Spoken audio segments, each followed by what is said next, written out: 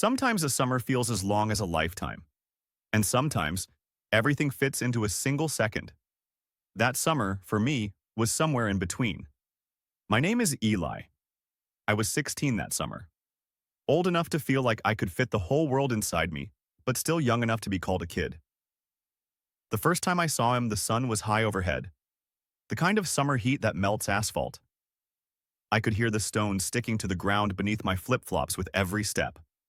There was a barbecue party in the neighboring town. My mom insisted, "Go, you'll meet people." But I didn't want to meet anyone that day, until I saw him. Luke. He stood there with broad shoulders, wavy chestnut hair, and deep dimples that appeared whenever he smiled. Hands tucked into his pockets, half disinterested, as if he didn't quite belong to this world. Something burned inside me when I looked at him. A small, delicate spark. I didn't know what it was at the time, but whatever it was, it lingered in me all day. Luke was 20.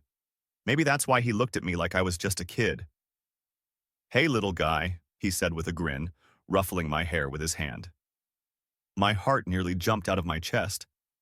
In that moment, I hated myself, how small and simple I felt. But he talked to me anyway. And that summer, whenever he saw me, he sat down beside me. "What are you doing out here all alone?" he asked one evening. My feet were in the water, and as the sun set, it left a trail of gold shimmering over the sea.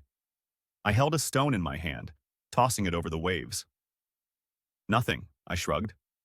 He sat down next to me. He pulled out a cigarette from his pocket but didn't light it. He just twirled it between his fingers. "You're in high school, right?" he asked. "Yeah." I waited for him to say something else, but he just smiled and gazed at the horizon. In that silence, we said everything. Luke went to the bar almost every night. He met new people, came back at dawn. In the mornings, while my mom had breakfast, the neighbors would talk about Luke's nightly adventures. I would quietly drag my fork across my plate. Even when he was coming back late at night, sometimes he'd spot me and say, "Had a good night. How are you, little guy?" Those moments felt like entire novels to me. One evening, while I was sitting on the porch, Luke came over. He had a small can of cola in his hand. He held it out to me. "Don't drink it. Your mom will get mad," he said with a grin. We sat. We watched the stars. Luke took a deep breath. "Summers here are always good," he said. "Yeah," I whispered. But for me, that summer was only beautiful because of him. I couldn't stop the feelings growing inside me. But he always treated me like a little brother. Every night I wondered, if I were older, would he look at me differently? But summers always ended, just like this one did. Sometimes a summer feels as long as a lifetime. That summer, I grew. But for Luke, maybe it was just a nice friendship. Reunion, the flame's ash never dies. It had been exactly 4 years. Sometimes a season fades from your life without leaving a trace, and sometimes it carves itself deeply into your soul. The marks of that summer had stayed hidden within me for years. I grew up. My hair got longer, my voice deepened. I got into university, started building my own life in a big city. First loves fade with time, right? That's what I thought. On a Saturday evening, I was at a seaside cafe with friends. Rain poured relentlessly, sliding down the windows as we laughed and reminisced about old summers. And right at that moment, he walked in. Luke. Years had passed, but it was impossible not to recognize him. The same confident posture, the same dimpled smile. Only now a few strands of gray wove through his hair. When our eyes met, the spark I thought I had forgotten flickered to life in the depths of my chest. He approached me and tilted his head slightly. "Eli?" he said. The warmth in his voice felt like he wasn't greeting an old friend, but someone he hadn't seen in years yet never stopped thinking about. "Luke," I replied. Just saying his name felt like melting sugar on my tongue. He sat beside me. We looked at each other for a long time without speaking, just like we had on that porch years ago. "What are you doing here?" he asked. "I live here now." A flicker of surprise crossed his face. "So you really did grow up, huh?" I shrugged with a smile, but a storm raged inside me. That night, we sat together until late. One by one, my friends left, but Luke and I stayed at the table by the sea. The rain had stopped. The ocean stretched out before us like a dark blanket. Luke leaned his arms on the table and turned to me. "I bet you've forgotten me by now." I thought I had. But at that moment, I understood something clearly. No one ever truly forgets their first love. Growing closer. That summer, Luke and I started seeing each other often. It began with coffee here and there, then came evening walks. Sometimes we met at bars, sometimes by the shore like old times.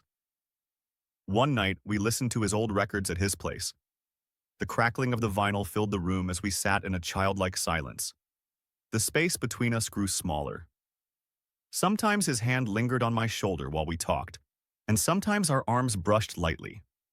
Our lips, at times, hovered just a whisper apart. But he never made that move. I thought everything was fine. Until one evening, his late-night escapades came up in conversation with friends. Every time I felt a knot in my chest.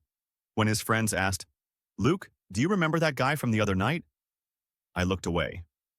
Luke would only laugh. And I found myself wondering if those touches and glances between us were nothing more than a misunderstanding. Unanswered questions. One night, as we walked along the shore, the moonlight reflected on the sea. Neither of us spoke. The weight of silence was heavy.